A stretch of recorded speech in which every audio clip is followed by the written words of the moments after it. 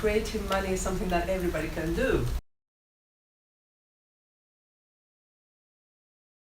The problem is to have it accepted.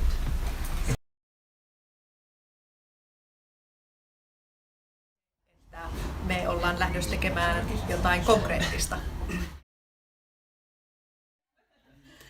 Hyvää huomenta. Mä oon siis Kotitalon Johanna valtioneuvoston kansliasta. Vedän siellä kokeilupaikka.fi digitaalisen joukkorahoitusalustan rakentamista pienkokeiluja varten. Ja se, miksi tämä on mulle suuri merkkipäivä, on, että digitaalisuus ja se, että meillä on kaikilla tällaisia 10 miljoonan arvoisia tietokoneita taskussa, niin se on mahdollistanut uudenlaista yhteistyötä ja uudenlaisia ratkaisuja. So it's two writings in the balance sheet, and that's how money is created. You create the debt and you create the currency at the same time, exactly the same way that banks do. And they say, okay, I need more liquidity, so I just join this network and I buy people, other companies in the network, with creating money. Perustettu suomalainen osuuskunta, voittoa tavoittelematon osuuskunta, ihmisten välisen vastavuoroisen luottamuksen hyödyntämisestä siihen, että voidaan rakentaa arvonsiirtoverkostoja.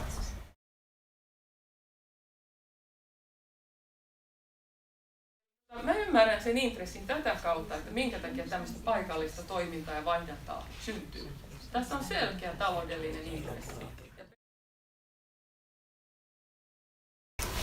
Voiko tämmöinen finanssijärjestelmän fragmentoituminen, ne 950 aktiivista kryptovaluuttaa ja muuta, niin heikentää veropohjan perustetta? There's no alternative, there's no double spend, there's no other situation in which this currency can be moved from wallet A to wallet B. Me kaikki valtaisesti tajuaa, että me ei voida päättää näitä asioita ilman, että meillä on globaali näkökulma siihen, mitä täällä tapahtuu.